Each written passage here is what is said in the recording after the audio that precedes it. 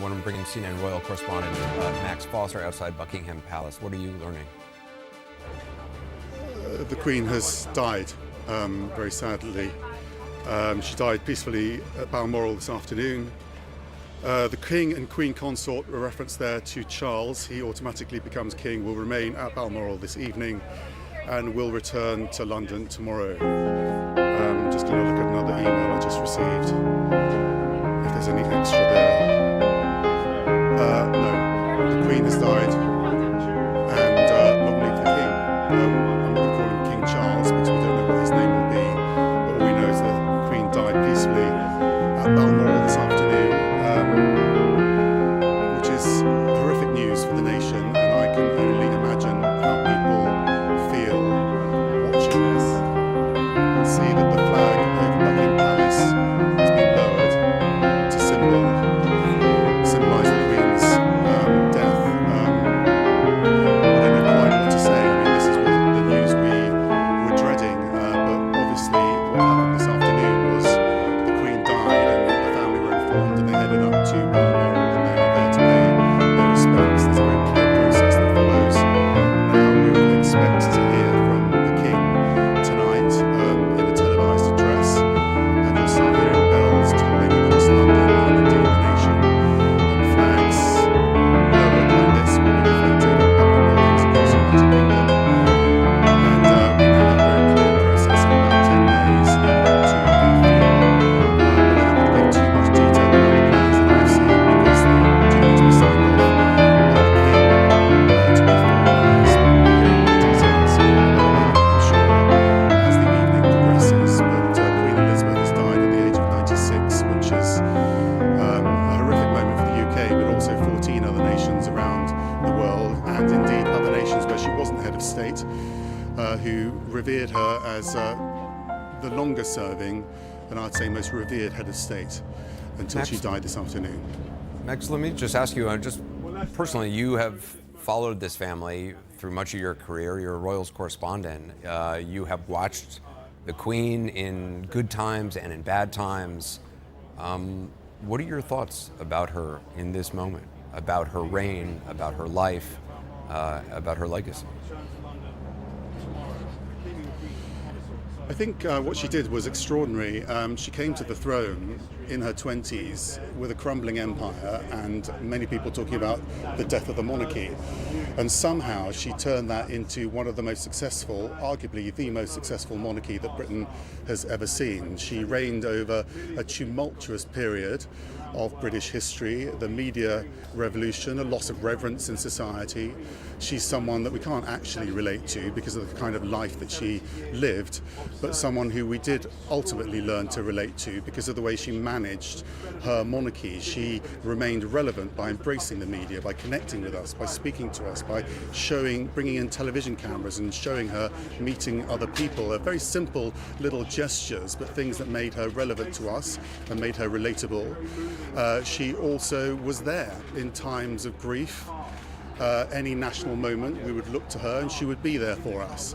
We would see her at regular events over the course of the year, so she tiptoed through our lives and she was always there. I think what is going to be very difficult is for us not to see her in our ultimate moment of grief, which is her dying. And we will now look to the King. We'll wait to hear whether or not the King keeps the name Charles, whether he's King Charles or he chooses another name. We will get details on that when a placard is put up there on the forecourt at Buckingham Palace where he will, the formal announcement will be made and there'll be a reference to his name. We know that Camilla is now the Queen Consort, so she is Queen Camilla. Prince William is now the Duke of Cornwall.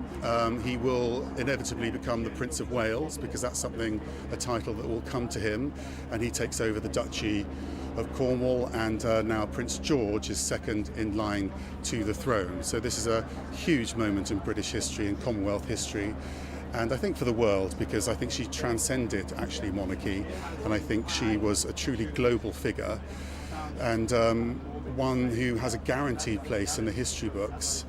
And I'm now looking down at those people gathering outside the palace gates, and I think those numbers will escalate and it will be a very emotional scene as this news sets in. Christian? It is very extraordinary to hear Max describe what's happened and keep using the word King Charles, King, the new king, because for 70 years this country and the world has only known a queen, Queen Elizabeth. She was one of only a very few female monarchs of this kingdom, and incredibly successful, along with Queen Victoria, along with Queen Elizabeth I. And it's very difficult to know where the country will go in terms of its relationship with the monarchy, and it's probably too early even to talk about this now. But we are in a state of crisis here in the United Kingdom, like around the rest of the world, prompted by the war in Ukraine and by many other issues. Food poverty, energy poverty, inflation, strikes, people's unrest, not to mention climate, which she was very, by the way, devoted to, along with her fellow 96-year-old David Attenborough, who's a world-known figure as well. And that was, when we talk about how she never really did any interviews, she kind of did a quasi-interview with him, celebrating, I think, their 95th birthdays or something, some such event. And it was just amazing to see how she was, in her own way, really on the curve of important issues like the climate. Her late husband, Prince Philip, was very much on that issue as well. I think we saw the Queen decline in terms of morale and health when her husband, Prince Philip, died. We were both here reporting on his funeral. It was the last time we saw the Queen really out in public. Yes, we did on her Jubilee, but that was in the middle of COVID. She was all on her own, and I remember people speculating then about how she might continue her life without the man who was her life partner, not just personally but also professionally. And she did decline quite significantly after that with COVID. She had a bout of COVID with this euphemistically phrased mobility problems, which, she was 96 years old. Yeah, she had some trouble walking, but she was so often viewed standing, even in the last months, even in the last couple of days, as we pored over that last picture of her greeting her latest and her last Prime Minister, Liz Truss, the 15th Prime Minister of this country. We've heard from former Prime Ministers just before this announcement was made, Tony Blair, David Cameron, from different parties, wishing her and the family well, concerned about the news that was coming out in the past several hours. And as we've said, we know that President Biden, he's, I believe, the 14th or so president that she has known.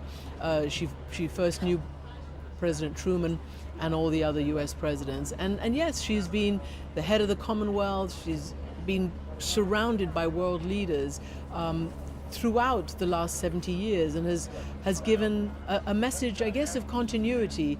I guess that's it, continuity and stability in a very, very turbulent world, particularly throughout her reign.